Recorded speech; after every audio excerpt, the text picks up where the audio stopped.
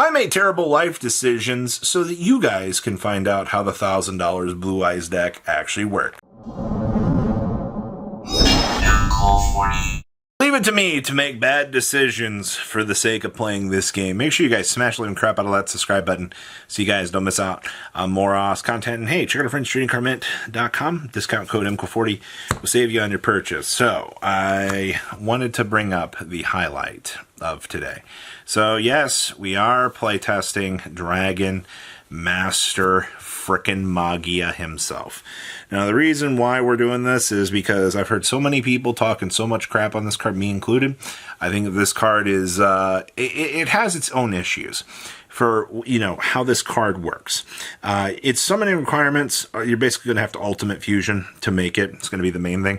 But it's basically a spell, trap, and a monster negate once per turn.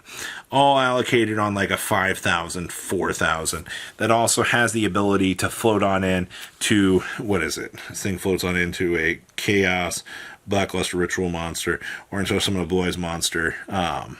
Basically, you get to cheat out effectively whatever you want to. So is the card effectively worth the triple negates? Well, we're going to find out. So you're going to notice that this build is pretty Primite-y. We were building in the package into the Primite build. So we are doing 2 copies of Blue Eyes White Dragon. Yes, I know they are mismatched art. No, they are not good high rarity versions of this. This is just a situation I'm working with what I had. All right.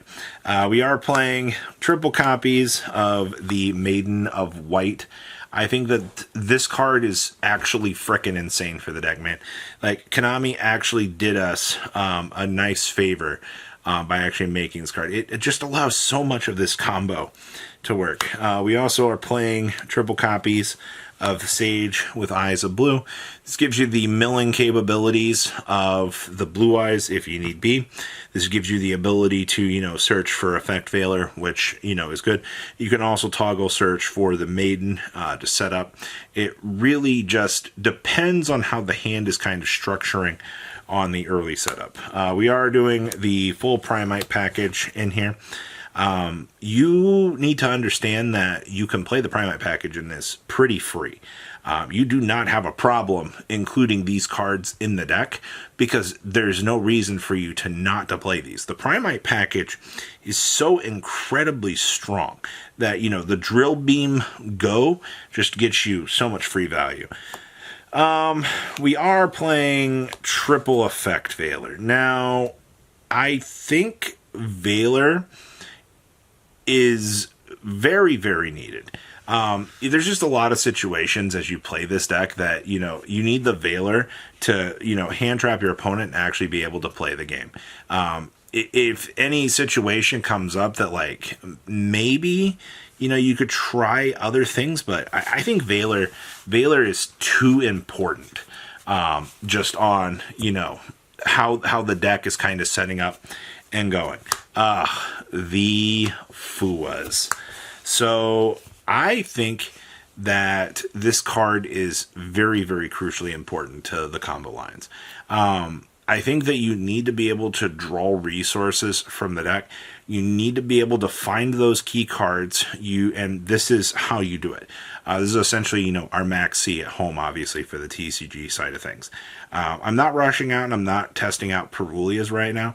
I think that this is typically going to be good enough. And then, of course, we are doing triple Ash Blossom and Joyous Spring. You just typically want to ensure that, you know, you can actually play the game.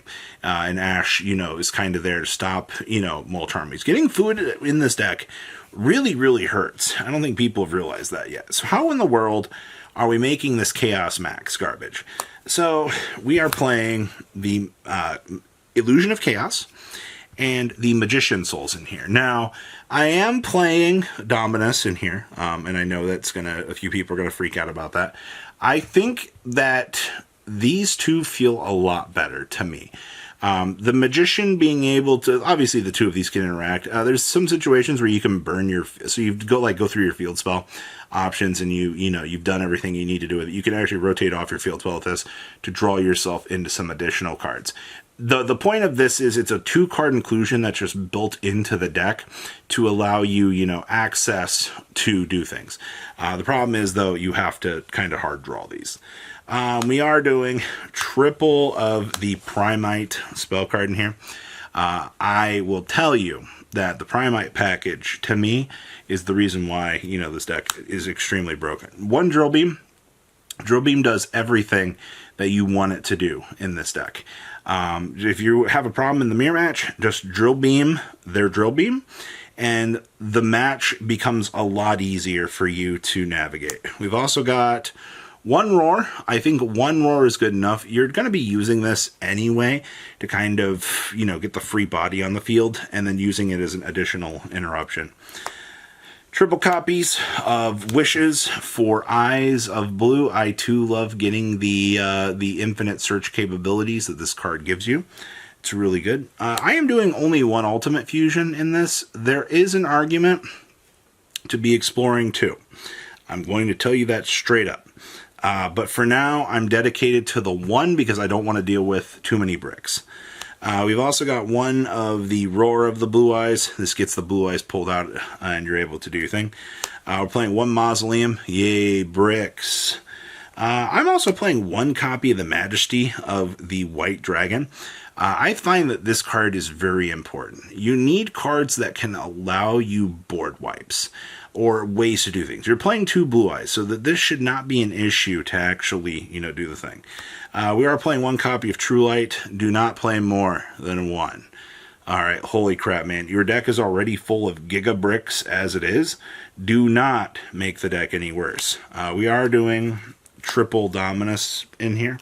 Now, I know somebody's going to make the comment, and they're going to be like, well, Robbie, why are you playing Dominus if you're playing, all these interactions with the illusion stuff?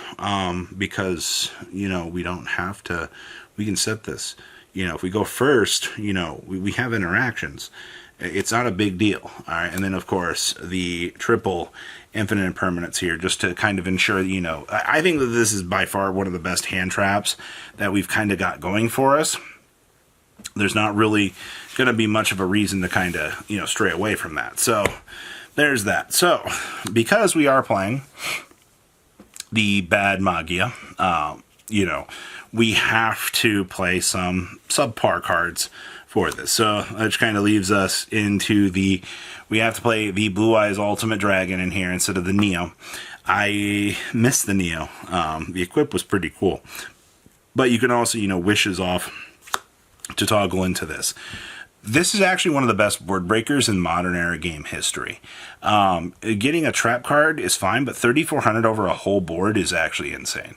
A lot of decks don't have an out to that. We are playing two copies of the Link 1. You're not really going to be dedicating crazy slots to this. I think that this is fine. We have the 1 spheres in here. I've not needed 2 spheres. I've seen a couple people talking about wanting to play multiple spheres, but it's not come up. We are also doing triple copies of Spirit Dragon. There is an argument to cut back down to 2. You're not obviously going to be making 3 of these. It's just one of those situations that you have the space. I mean, you could cut one for an extra sphere mode if you really want to. We are doing one copy of the Black Rose Moonlight Dragon. This is going to be, obviously, the bouncer. This is one of the better options off Spirit Dragon, if you need to. This is how we clear off multiple back row with Lightstorm Dragon. Card's really good. I am playing the Vermilion Dragon mech. I don't know. I saw this in an OCG list a long time ago.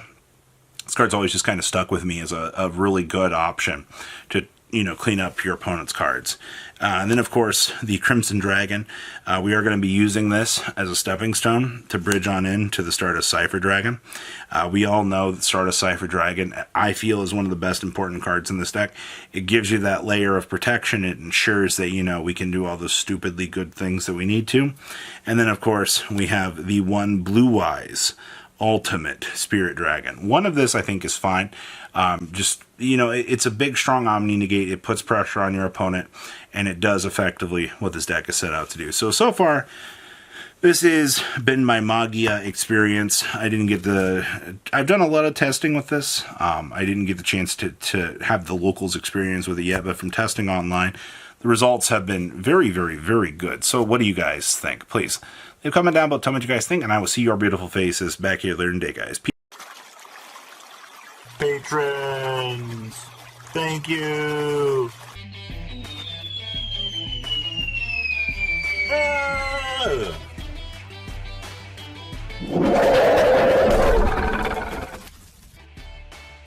Thank you so much for watching. Check out these other videos.